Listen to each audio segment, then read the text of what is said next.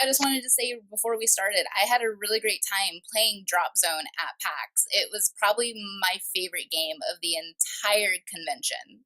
Awesome. Just, I'm just going to ask you a couple of questions. All of it seems pretty basic. I know some of it's kind of like available, the information's available on your site, or it's probably been asked to you 60 bazillion times before. So just bear with me. I'm sorry. That would be great.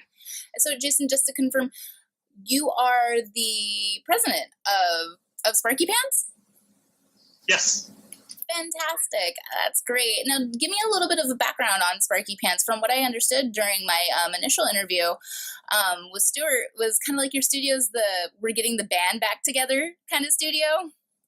Yeah, it's sort of one way of looking at it, sort of the accidental studio. I was one of the founders of Big Huge Games, where we did, early on, we actually founded Big Huge Games because we wanted to develop RTS games. And so we developed Rise of Nations and then Rise of Legends before we started making RPGs. And but after we sold Big Huge, we left. Most of us, or I left, and started Sparky Pants as kind of a get back to some roots of development. And we did a bunch of indie games and contracting. But then we got more and more of the team. We all wanted to work together again, particularly a bunch of the leads from our RTS days. And we had some ideas for how we might do that.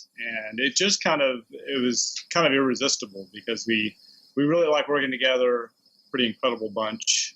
And so we were like, well, what can we do? And brainstorming led to what became Dropzone. Fantastic. And Dropzone is the first game for Sparky Pants, correct? Together as a studio?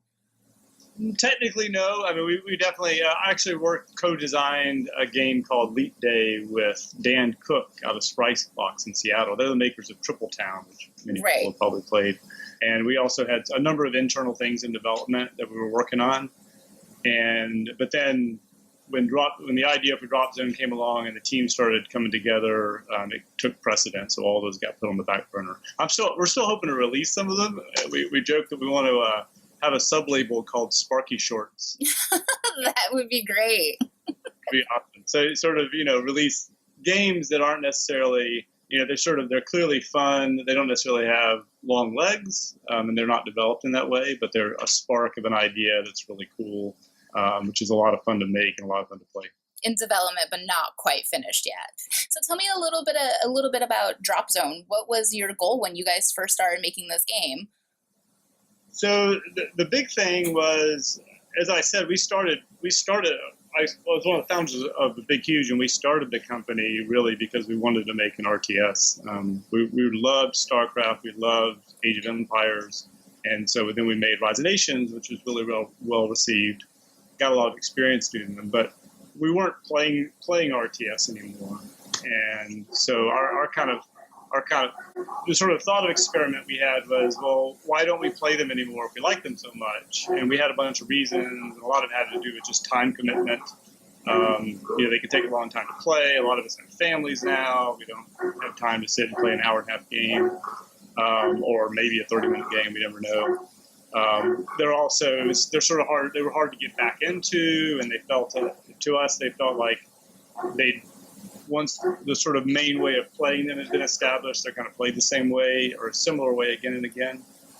And we just thought it would be more interesting if we could break that up. So we basically said, what kind of RTS-like game would we make that we'd really want to play? And I have to say, even though we use quite a few MOBA elements and we have some MOBA fans, as a whole, we weren't really MOBA fans. So it wasn't about making a MOBA. It was really about how do we capture the feel of an RTS while borrowing all the modern aspects of RTS style games, including MOBAs. That was kind of funny on my end because when I was playing it, I'm heavily a MOBA player myself versus RTS, and Dropzone to me felt like a perfect blend of MOBA and RTS. If you played either one of those genres, you'd feel really at home with Dropzone one way or another. Well, that I think is a happy coincidence. It wasn't necessarily the goal, and part of it is because we have some serious MOBA players in the company and who play a lot, and so and particularly in design, and so I think that came through more and more. And also, there were some of us who started to become more as we developed this game, we're kind of playing everything and thinking about it, so we became more fans of the genre. So if it happens to be that way, then that's really cool. It wasn't kind of the original goal, but we're happy about it. Fantastic. And then you said basically like Dropzone, the type of game that you guys wanted to play, and you were just kind of like streamlining RTS essentially. Like you kind of wanted to take out the learning curve for it, the how much dedication goes into it. Like I know StarCraft 2 matches can easy go over 30 minutes. So, and that's one thing that I did notice about Dropzone is you had that timer on there. Like your matches are very much rapid fire almost. Yeah, I've started, actually at PAX, I started referring to it as an RTS deconstructed. So it's really what we did. We said, well, what's the biggest problem? The biggest problem is the time commitment. So how short of a game can we make that will still feel like a satisfying game? And we ended up settling on 15 minutes, and we felt like we could get that done. But the way we did that was you had to start stripping out stuff, and you had to figure out how you're going to get to the action faster. So obviously we stripped out the base building, which is a big prelude in a classic RTS. Mm-hmm. People, that upsets them. They're like, this is not an RTS, obviously, because it doesn't have base building. It doesn't have all these core components. And, we can understand that. But the idea was that, that's all sort of a prelim to where you really get to the feel of an RTS, which is when you have to pay attention to both armies and your base at the same time. And so by stripping all that out, we get right to it. And then we're like, okay, how do we replace that? And we replace that with 3 units that you really care about. And then we replace the economy, or not the economy, the tech tree. We replace that with our gear system, where you're defining your own heroes. And what we were excited about there was basically, if we're going to be a free-to-play game, how do we use that to our advantage in design so it's not hampering design, it's actually cool. And part of that was making it so this refresh of gear that we're going to constantly be doling out, it really changes the meta of the game all the time. So you never end up with this, everyone plays it the same way. It's not possible because the game's going to constantly evolve. I always feel like, too, like through that demo, when, Stuart was explaining to me how to play and the different ways through it as well, it's like almost no match is essentially the same either, because you have so many different objectives versus like with a regular old RTS, your main point is to, destroy enemy base. And sometimes you get to a point where you play so many matches where you kind of know, like, if pawn moves to certain square, you move, you have so many deciding factors to move forward with to counter it. I felt like with these matches in drop zones, if someone does something, there's always several other counterpoints to make that match different or unique opposed to last ones. I sort of, two big hallmarks to me of great games, which hopefully Dropzone will get there. One is that you can tell the developers had fun making it. Oh, yeah. There's a lot of love that's obvious. But the other is that every game tells a story, and that you can, in Dropzone, virtually every time I play, I'm like, that was a different type of experience than the last time I played it, even though it sort of seemed like it was going down one route. So that's definitely a big goal. Yeah, I mean, it definitely bolsters that replayability factor because you're not grinding the way through it. You're just, every time it's something different, it's something new, it's something great. You're always trying different things on there, whether it's, stripping your characters down and giving them new talent trees or doing different objectives on the map. That was one thing that I really loved about Dropzone, was that it takes away that grindiness factor out of it. So that to me was great, personally, just as a player. But as a designer, as a maker of the game, what do you feel is the most unique part of Dropzone to make other players feel that this is a unique gaming experience to them? It's actually, I think it's hard to pin down. And people, sometimes we say, it's the time limit. And then other times it's the gear system. And other times it's, you're controlling 3 heroes. And I really think it's all those sort of combinations. I mean, they're definitely, one of the things we tried to do, and Stuart probably talked about this, but is the basic rules of the game are designed to be very simple and very straightforward. But that gives us this kind of play space beyond that. So if we want to do something new and interesting in design, let's put it in the gear, or let's put it in a map objective. And it sort of sets up these scenarios that evolve differently every time. And hopefully, and as the meta evolves, I mean, we've had times when we're I mean, like in most games, you're sort of sure, like, this is the way you should be playing. And then somebody will come in and just destroy that notion. And you have to react to it. You have to figure out how you're going to respond to the new way that they're playing. So I think that all those different pieces and the fact that we get to the action right away, the 15 minutes, one of the things that it's actually kind of a hard thing to just design for, but we strive for is the buzzer beater moment. So did I just get off the uplink, or did I just get back to my base in time, or did I just win the game? And I think all those sort of pieces working together make that happen a lot, which is pretty cool. Yeah, absolutely. I mean, there was a lot of great highlights during my PAX demo, like beating the buzzer, making sure I get an uplink, or dropping off certain things, or engaging the AI system to get player kills. There was a lot of great things that kept me on my toes for that. And it's funny that you say like how people come in and really like to break the meta, but do you feel like Dropzone, when you made this game, like you were almost kind of breaking the meta itself on RTS and even MOBAs to a degree, because you're allowing your players so much openness to this game, whether it's like how they play on the map, if they play objectives, how their play style changes, even changing up their rosters and their characters' talents. I mean, you really do give your gamers like the openness to design their own meta. Was that on purpose? Yeah, we sort of the genre that we actually had in mind for all that was definitely, were CCGs, or collectible card games, and we talked a lot about how those actually they train us as players to expect the rules to constantly change and for the meta to change. And one of the things that we wanted to get away from in a traditional RTS was the idea that you had a meta that was pretty firm, at least if you're playing a particular race. And so that's what the gear system was about, was what if we're constantly introducing these things, or if there's so much choice in strategy that players are going to constantly find new synergies and new ways to make things work. So yeah, it was definitely collectible card games. We thought a lot about those, and we started breaking away from that after a while. But that was the original intent, was that they were a great paradigm and a way to think about the game. Fantastic. And then when you were thinking about creating and making Dropzone, what were some of those like must include key elements that you had to have in this game? I don't know that we ever had that, because the way we develop it's probably not unique in the industry, but it's a little bit different. We started the prototype, and we had a prototype running probably in 3 or 4 weeks. And then every single day we would have 2 people play the game, and the entire studio would watch. And of course, back then it was, just a handful of us. But we still do that today. And originally that drove all of our development. So we just played the game and we said, this is no fun.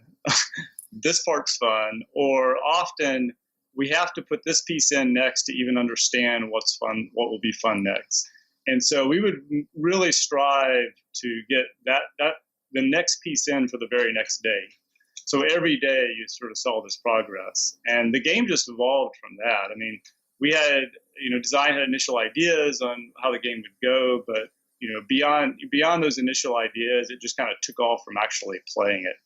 And I think that's where we hope the developers' love comes in, because we always view it as players first, and it's not like we're kind of building a bunch of stuff and taking a month to do it and then throwing it over the wall or then playing it. We're basically playing it constantly throughout development. Yeah, and you definitely see that, because it's just, I felt when I picked up Dropzone and I was playing it again, as a mobile player myself, it was easy to actually pick up and play and do it. And what's funny is like, you can tell this was a game designed by gamers for gamers, because it was like, I know what I like to play and how I like to play it. And you guys pretty much took that and executed it flawlessly with Dropzone. Awesome. I will say one of the things that was really important early on, as soon as we talked about having these rigs, these mechanized units that you'd move about, was that they just had to feel really good. And so eventually what we did the really crazy thing, which we had a prototype engine, and we ditched the whole engine and we started an entire engine just for this game. So that started in June of 2015. And it's really a stupid thing to do. And it went great though. I mean, part of it is because we had this whole well fleshed out game, So we knew exactly how the engine should work, so we could really optimize it. So things like responsiveness, and this has really come out when pros play the game, and they're like, wow, it feels really good. And it's because, we didn't take some other engine and sort of ram it in. We said, we know exactly how to build this. So I think that was, that sort of feel, and does it just basically feel good to move stuff around, was probably a must-have early on. Yeah, that's what I really liked about it too. Like, it was super smooth when I was going around on that map. And again, like, it was very much second nature. Like, yeah, you get that like first 5-10 minutes of where you're kind of like just herpa-derping around and kind of, reconfiguring yourself to a new game, but like it was a seamless transition after you kind of knew where the buttons were, where things were on the map, and what did what. It was nice to actually seamlessly just pick something up and just to play, and you can see how well everything went during the demo. Like, I loved it. So currently you did mention pros, and I was trying to play coy with this one for a little while, but who do you have currently playing in the beta pro-wise that, if you're able to tell us, who's looking to kind of like add it to their professional esport roster? And it's certainly premature to talk about it or even think that anyone's going to add it to the professional roster. So the game's too early, and we have quite a ways to go. But there has been a lot of excitement when we get it in front of pros. Both MOBAs, RTS, Warcraft 3 pros really take to it. I mean, they're kind of, it's got a similar command set that you got to follow. We were worried about it early on. We're like, it feels like it needs to really fit for the pro level to make this really competitive game, and we'd never done it at that level. And so, and we were designing the engine, and we're trying to get responsiveness all right. Are they going to really respond to it and feel like it's feeling right? And the response has been just great. And we got quite a ways we can still go. So we're excited about evolving it. But yeah, there's been cool stuff happening. I just can't talk about it. I understand. That's more than enough for me. I'm super excited about it. I mean, just the fact that, you guys are just in beta and you already have pros looking at it and get really excited about it. And they're just like, yeah, this is really great. Obviously want to sink some time into it at that point with it being responded so well by professional esport players. Like, are you guys looking to really maybe consider taking this into a competitive play stage? Like, are we looking at StarCraft League of Legends status maybe at some point? Well, that would be nice. I mean, it's we clearly can't make it an esport, and originally that wasn't the intent, but it lends itself really well. And so we'll basically support the community in however they want to use the game. And so the fact that we watch the game every day as observers means we've put a lot of time into the playback system already, and we'll do a lot more on that. We've gotten feedback from casters in terms of tools that they want. We have an automated, I don't know if you played with it, but an automated observer that will like automatically run around, and that'll get better and better. We'll surface things like public stats for players, so it's easier for casters to create stories. So we'll keep supporting that and learning and putting hooks in so that we can support the community however they want to run with it. But we can't, the community is going to decide if it's an esport, if they want to play it in that way. We just have to be there to make it happen if they want to. That's so encouraging to know. I really hope it goes that direction, because I can see this definitely like gaining such a cult following for it. It's just great, particularly just because like what I loved about it too, and what I think what the community really loves about it is, and this is coming again from me playing MOBAs pretty heavily and a lot of solo queue heavily, is half the game or half the fight with MOBAs isn't really against the other team. It's against your own team, trying to figure out synergy or who's playing what, and just trying to cooperating and actually getting that team aspect down, which is so hard with strangers just in general that you met within 30 seconds in a lobby. So like, and that's what Dropzone like nixes is like, you don't have to worry about that. You're controlling your own team. You're the captain of your ship, and you don't have to worry about if someone in top lane's really doing what they're supposed to be doing or what are they building. You're controlling your entire squad. Now it was mentioned that maybe you guys at some point were looking to maybe do 2v2s. Was that still in process? Yeah, it's so it's funny. I mean, I didn't mention that as kind of a motivation because it sounds like a negative, but certainly, having to deal with caustic teammate was a thing we wanted to remedy. On the other hand, we're missing out on the ability to really play with you don't always beat up on your friends, for example. You want to be able to play with them. So the 1v1 competitive mode is definitely what we balance around. So all decisions about balance happen there. But we want to have lots of ways that you can you sort of play with the game. So if you want to play just by yourself, instead of just having to hit the AI, we have some PvE challenge mode stuff that we think is going to be really cool that we're working on. We also have, to play with your friends, we have 2v2, which is actually going to be released into closed beta probably in another week or two.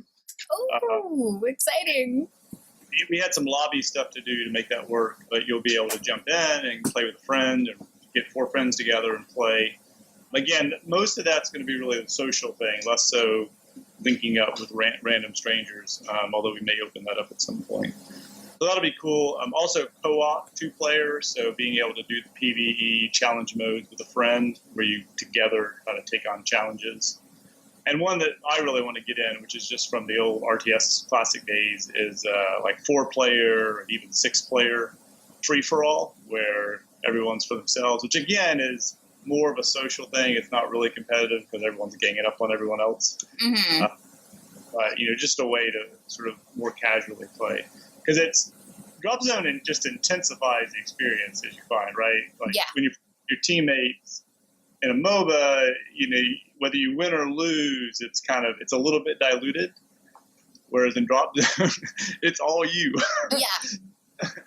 So that's cool, but we also need to have mellow ways of playing the game. Absolutely, and I think that was really great too, because like when I was doing my demo for Dropzone, obviously this demo was centered around like, this is competitive play. We can go into competitive play. This is all on you. Like, in all seriousness, like if you're being serious about the game, you have that option.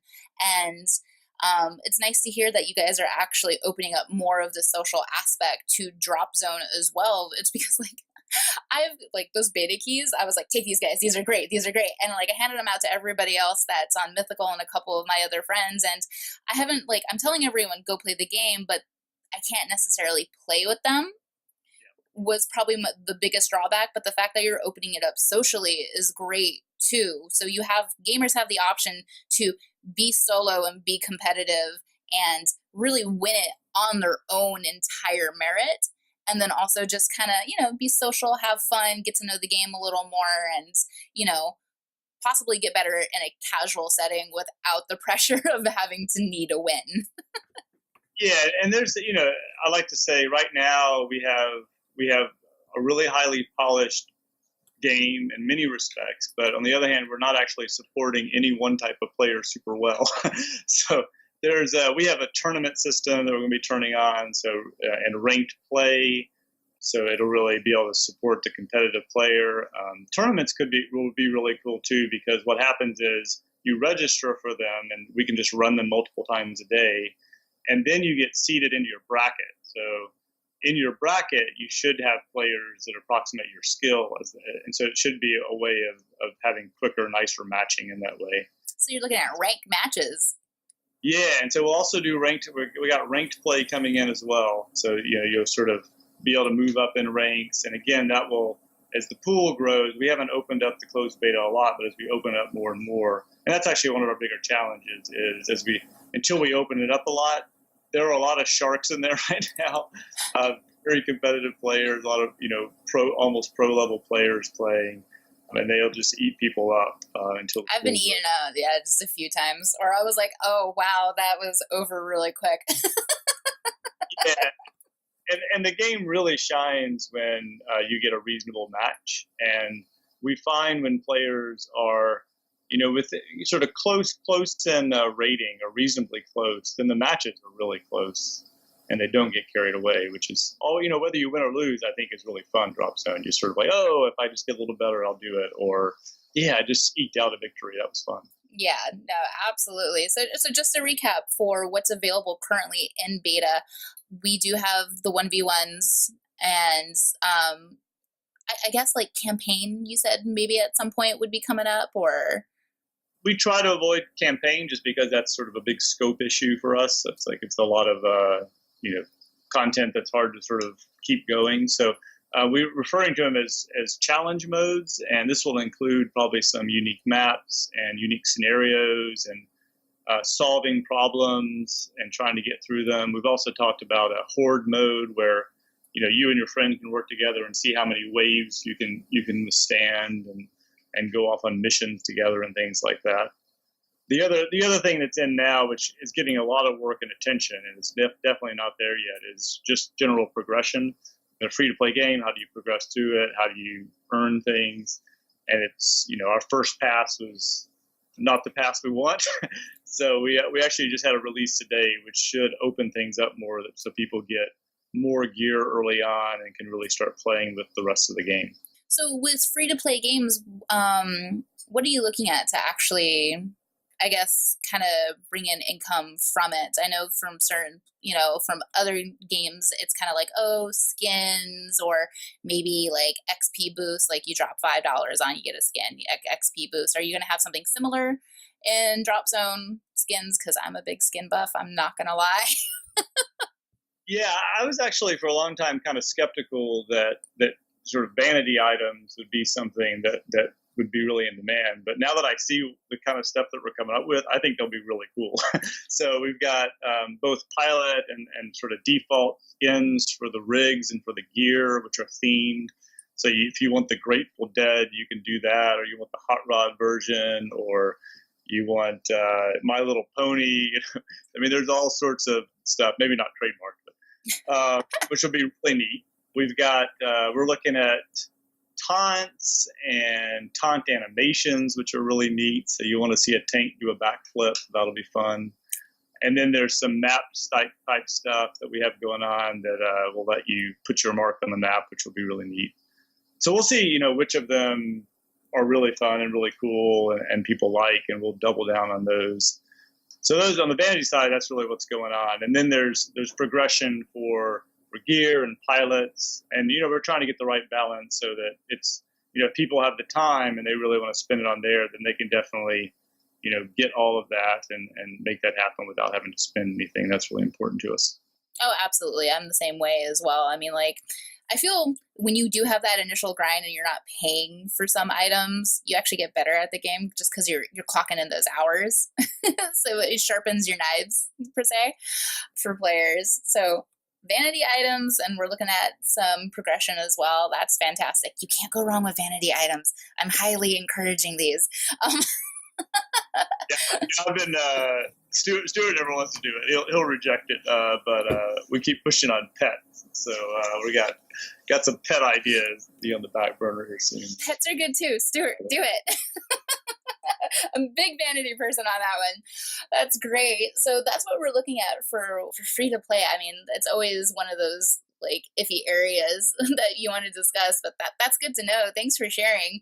Now, I do know that you were just kind of like, we don't like using the word campaign when you talk about like maybe the story for Dropzone. Is this because like, and I know I kind of just slightly touched based on it during my demo, was the story for Dropzone, it seems currently we have some bare bones that explains what's happening currently for the game, but it's not like exactly an in-depth lore currently as it is.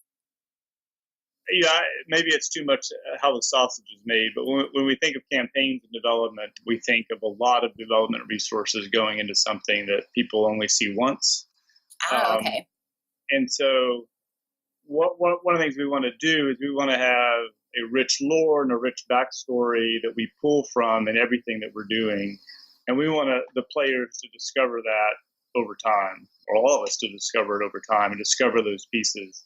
And actually, like I was, before Big Huge was at Firaxis, we did Alpha Centauri. And Alpha Centauri, actually, we always like a lot of how that came out is sort of surfacing the lore through all the conversations that are going on and all the different things that you're learning as the game progresses.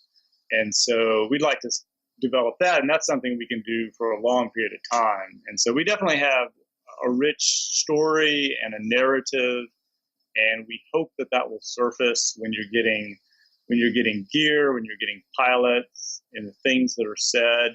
It'll more and more, and when we do PvE, that'll be a place to surface that kind of ongoing narrative, and not this sort of linear narrative, but something that you can really piece together the world that you're inhabiting over time. That's great. It's like what I really like about that too is just because for the little bit that I was playing, just for the sound clips alone, you get a lot of character flavor, I guess is the word for it, where you kind of understand who your characters are and who they are and what they do and what their personalities are just from their sound clips on the map.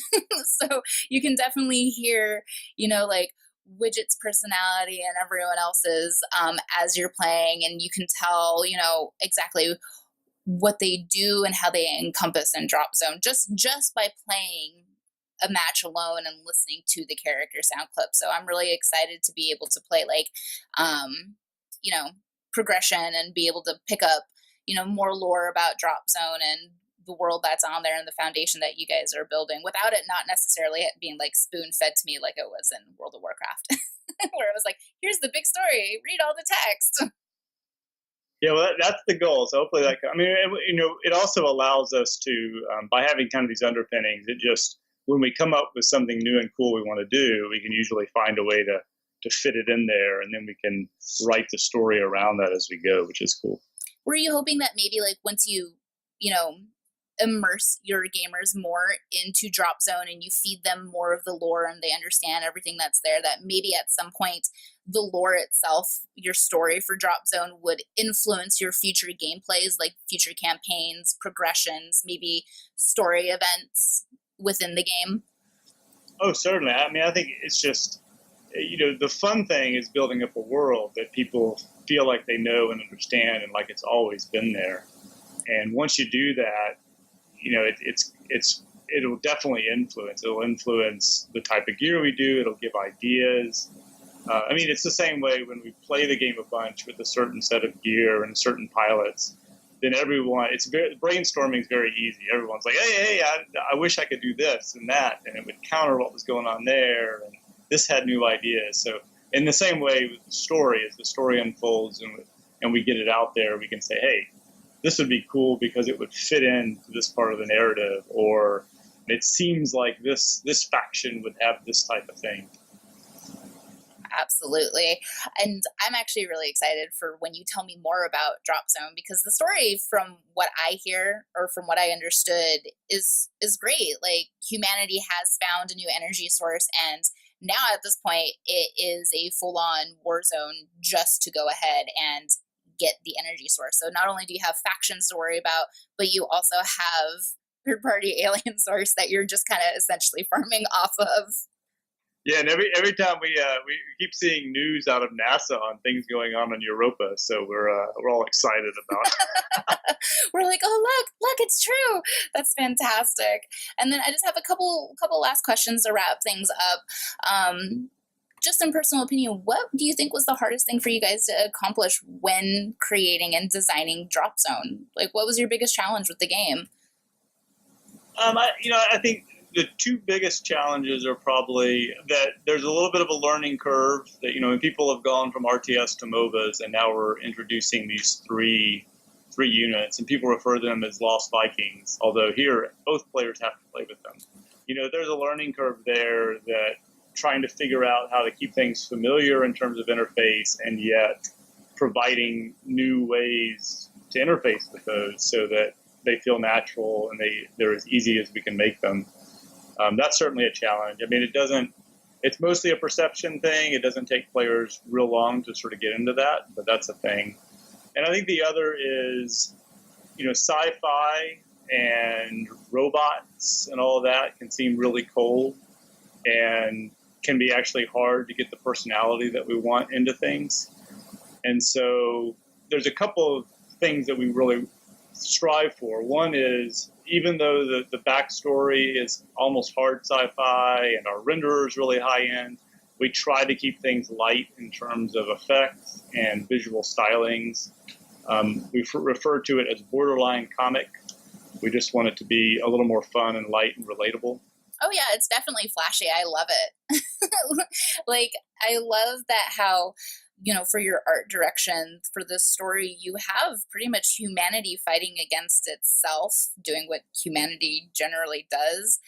But just actually watching the game, you look at it and it's bright, it's flashy, it's engaging. It really hooks a player because you're just like, what's happening over there? Like there's pulsating purple globes, and then there's this gigantic worm, and then was that a rocket barrage? Like, what was that? Like, there's just so much to look at, and it's so engaging, and it's just, as gamers, when you see so many different kind of worlds created at some point, it's always nice to see something that catches your eye so dramatically. Yeah, and there's, with sci-fi, there's a tendency you can get realistic and drab and gray, and so we always talk about more color, more color, more color. And the other thing is the pilots really, they were a challenge to sort of figure out how they fit in, but having these actual people that we can relate to, trying to fit those in, and I'm thrilled with how they come across, because I think people do, immediately people start referring to the units by their pilot names. Oh yeah, you play them after so many times and you're just like, that's my pilot. I'll put you in down, yeah. refer to him as he or she, and, which is very different from it and, that robot. And so that was really important. And it's a play space for us that we want to have. And so getting that to start working was a bit of a challenge. Would you say like actually just getting to design your pilots and essentially like showing their characters and their personality was almost a challenge? Because it isn't like, you have the player specifically playing one character the entire time where they're like role playing them and understanding them and get to know them, but instead they're using an entire unit, and really they don't engage much with the unit itself besides like those sound clips or when they're giving commands and so on and so forth to their units. Yeah, that is the challenge, is that it's this very indirect interaction, and so how do we have people relate to them as people when that's the kind of interface that they have. And so yeah, it's definitely been a challenge. I've been really pleased with how well it's gone, and again, the way I can sort of tell is that people start to play with them and they immediately refer to them by their by their proper pronoun, and you can tell that they're thinking about the pilot and not just this mechanized creature that they're running around with. I think it's really funny too, because like Widget's probably one of my favorite characters, and after like getting her blown up a couple of different times by accident, because I'm not very good yet, there's been times now where I realize I'm placing her like near the front, and I go, Widget's not gonna like that. She's gonna yell at me here in a couple of seconds that she's taking damage, and 2 seconds later, Widget's yelling at me that she's taking damage and needs to move, and I should have known better not to put Widget there. Well, that's something we should do. We should definitely put in some voiceover reaction for if you're based upon how you're positioning different units. So if you put your squishies up front, we should have them talk to you about that. Yeah, usually I accidentally put her in the front, and then she's like, I'm taking damage. And I'm like, oh gosh, no, I'm sorry, Widget. I didn't mean to do that to you. I'm so sorry. I don't mean to. And then, besides what is the most challenging, what's on there, what was one of the most fun thing to accomplish for Dropzones? Like, what was one of the most enjoyable aspects to the game for you? Oh, wow, man. This project has been such a dream on so many fronts. I don't know. I think it's just the fact that it was really fun early on. That's been the hallmark of all the games that I've worked on that have done well, is they were fun early and they were consistently fun. And I think that on Dropzone, we keep, the goal is always to embarrass ourselves so that we look back 6 months and we say, man, that was not a very good game back then. So we're constantly improving. Most fun. I like the visual effects system a lot. I like the builder a bunch. I think it's fun to play in there and play with your different units. Yeah, I don't know that I can pick one out. always winning, from time to time against somebody who's your nemesis at work is an important thing. Do you have factions at work? Do you have like people who just absolutely like, just as soon as they start playing each other, like it's game on, they're out for blood? Yeah, we have to actually be careful with that. We have basically sort of 3 or 4 tiers of players. We have some that are really good and could, up until recently, could hang with anyone and were, some of the top in the world. And then we have sort of next class, and I'm probably third, and then we have people that are just getting into it. And you have to be careful because we do have people play each other all the time within the company. Of that person just is those two really do not like to play each other because win or lose, one of them is going to be really upset. So it's something to keep an eye on culturally. But yeah, that's a different work aspect. I'm sure most people don't have a problem with at their jobs. Yeah, and it's always we have a discussion after each game every day, and it's often things are very broken balance-wise if one of them loses. And so you have to put all that through a filter and decide what actually needs to happen. So you're definitely having one of those talks of like, we're going to have to nerf somebody. Like, no, we're not going to have to nerf anything. You're just upset that you lost. Yeah, and for what it's worth, design-wise, the designers, they try to, and that's actually one of the bigger challenges. I just kind of take it for granted with our team, but, balance in this game is quite a bear. But one of the rules that they try to follow is not to take the Nerf bat to things, but try to provide new stuff and other gear that will be soft counters. We try not to have a lot of hard counters in the game because again, multiple choice. But just provide, okay, if someone has that, here's another way I can react to it, and so everything feels kind of strong and powerful and fun. Provide more strategies. Yep. All right, that's great. And then last question that I just want to go ahead and wrap up with. What are your hopes and dreams for Dropzone once you release it for everyone to play? Well, so we're a fairly veteran crew and been making games a long time. So, our aspirations are to have a game that people love and that we can make a living developing. And that would be fantastic. Beyond that, obviously we'll take it as far as it can go. And it is one of those rare games that it's hard for most of us to imagine that we'd ever get sick of working on it. It's really fun to work on. There's always a place that we can do new stuff. Our high-minded goal when we started making games at Sparky Pants was we wanted to make hobbies for people that they would play for 10 or more years. And so if we can make Dropzone into that, we would be beyond thrilled. And I hope you really do. I love Dropzone. Like, I really want to be playing this for the long haul. I want to see seasons. I want to see, monthly patches and updates for everything else. I'd love to buy esports tickets to events for you guys. I wish nothing but the best for you and Sparky Pants and Dropzone, and I hope this goes a long, long way. Well, thank you very much. Really appreciate it. Thank you. And thank you so much, Time, for providing us with the interview as well. We really appreciate it. All right. Thank you very much. Take care. All right. You have a great one. Thank you, Amy. Okay. I'll talk to you soon, Stephanie. Bye. Bye-bye.